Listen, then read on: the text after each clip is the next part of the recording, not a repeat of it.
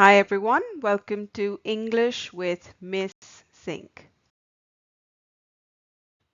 Taking our revision series forward, let's go over the next chapter of First Flight, Nelson Mandela, A Long Walk to Freedom. I have often heard students complain that this is an exceptionally long chapter and can sometimes be hard to understand. I think it's because of the philosophical tone of the book. But to make things easier for you, I have simplified the summary of this chapter to a large extent. So let me take you through it. The chapter is an extract from Nelson Mandela's autobiographical book, A Long Walk to Freedom. The chapter is about Nelson Mandela's journey in the fight against apartheid in South Africa. Apartheid was a system where black people were treated unfairly and denied basic rights. Mandela and other freedom fighters worked for equality, justice and freedom. On 10th May 1994, Mandela became the first black president of South Africa after 3 centuries of white rule. The day was important because it marked the end of apartheid and racial discrimination. Leaders from many countries attended his swearing-in ceremony. Swearing-in means oath-taking ceremony. Mandela thanked the people who sacrificed their lives for freedom, so all the freedom fighters. He believed no one is born hating others, hatred is learned, and so is love. Mandela said real freedom means freedom from fear, freedom from prejudice, freedom to live with dignity. So you need to remember these 3 kinds of freedom. He also spoke about the twin obligations of every person. Obligations means duties, duty to family and duty to society. Apartheid forced black people to choose between these 2 duties, which means that if they chose to serve the society and country, then they would be punished in such a way that they could not serve their families. Mandela admired the courage of ordinary people who fought injustice. Ordinary people are people like you and me who do not have any special abilities, but under special circumstances they choose to be extraordinary. He believed bravery is not the absence of fear, it is the ability to overcome fear, which means you are not brave if you do not have any fear. That means you just are ignorant. But you are brave if you have fear and you somehow manage to overcome that fear. The chapter celebrates democracy, courage, and human dignity. Human dignity, respect for human beings. I have a few pictures to give you a little context. This is a picture of the Union buildings in Pretoria. Pretoria is also known as the administrative capital of South Africa. And this is the South African flag. Moving on to the message or theme of this chapter, you need to know that there are multiple themes in this chapter and therefore you can get a variety of theme-based questions. So let's take a look. The importance of freedom and equality for all. Courage and resilience are needed to fight injustice. Resilience means toughness, or as I call it, shock-absorbing ability. If hate is learned, love and kindness can also be learned. True freedom is not just personal freedom, but also respecting others' freedom. Sacrifice and determination are essential for achieving justice. The value of humanity, dignity and forgiveness even in hard times, which means even when one is being oppressed, one must not forgive his or her ability to be kind, to respect others and to be forgiving. And lastly, unity and hope can overcome oppression and discrimination. So if you are united and hopeful, you can overcome any problem in life.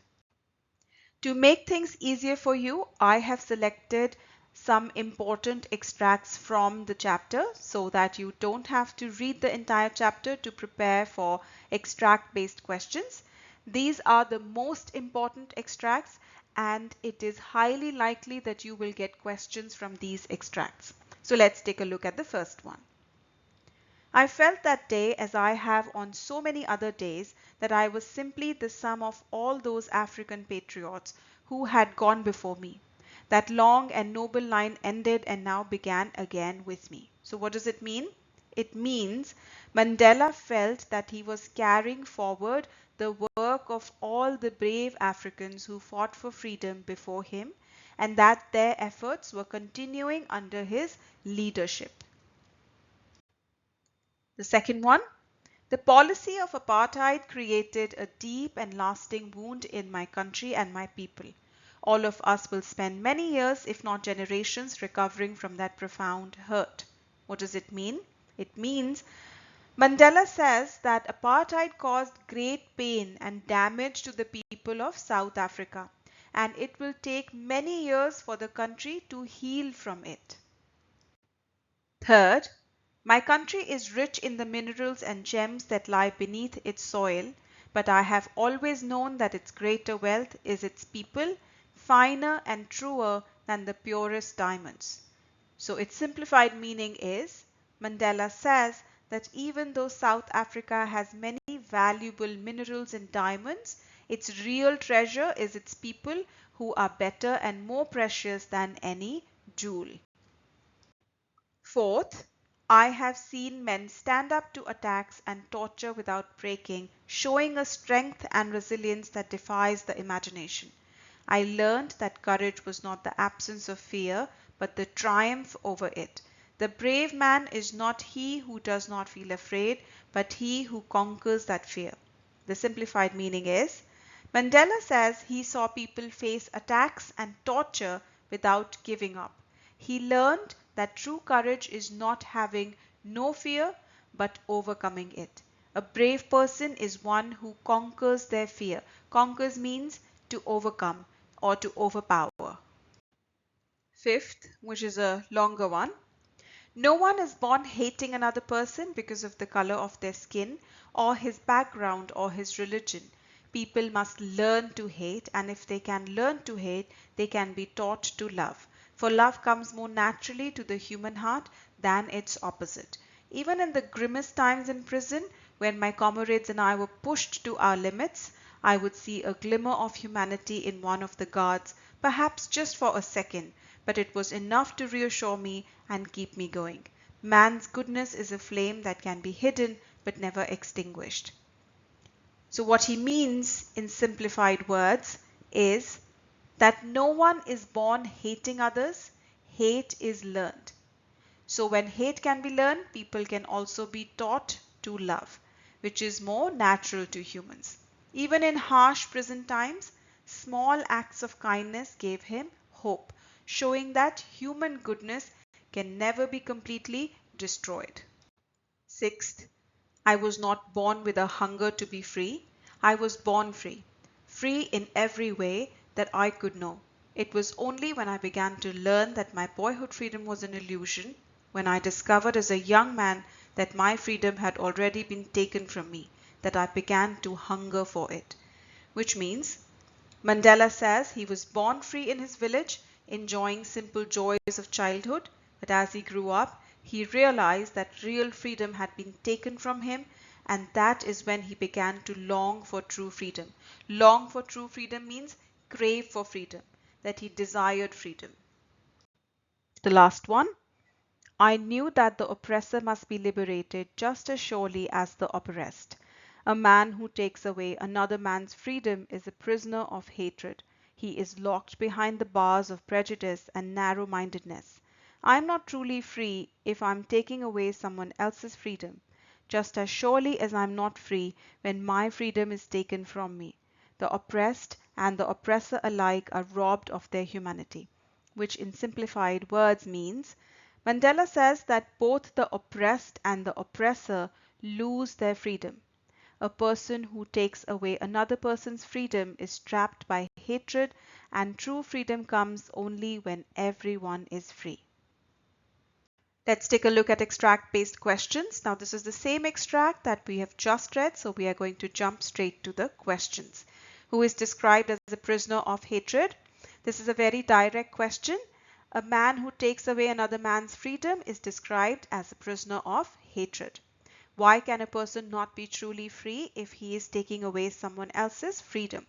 So a person who takes away someone else's freedom is doing so because of hatred.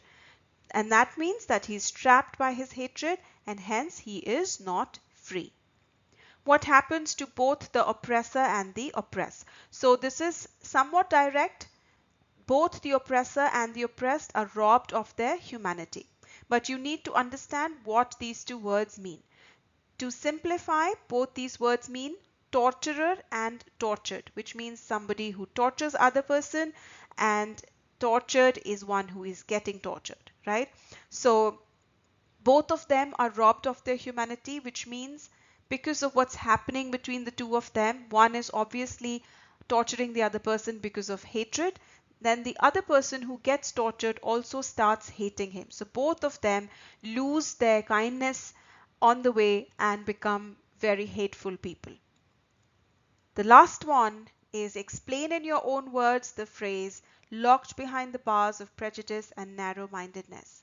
Now, a person who takes away someone else's freedom does so out of hatred, and in doing so, he is doing it out of his bias or narrow thinking about the other person. So his heart is never free of negative emotions. So he always has the hatred and he's always unkind. And that is the reason why he's locked behind the bars. Let's move ahead with event-based questions. What is the significance of 10th May for South Africa? Now we know it was significant because on this day in the year 1994, Nelson Mandela became the first black president of South Africa. And that means that the day also marked the end of apartheid and the beginning of democracy or a democratic non-racial government. Describe the scene of Nelson Mandela's inauguration. Where did the ceremony take place and why was it important for South Africa? Now, I showed you the picture earlier, so you must remember that it took place in the Union buildings in Pretoria, and leaders from around the world attended the ceremony. And why was it important? Because it symbolized the peace transfer of power from a racist government to a democratic government.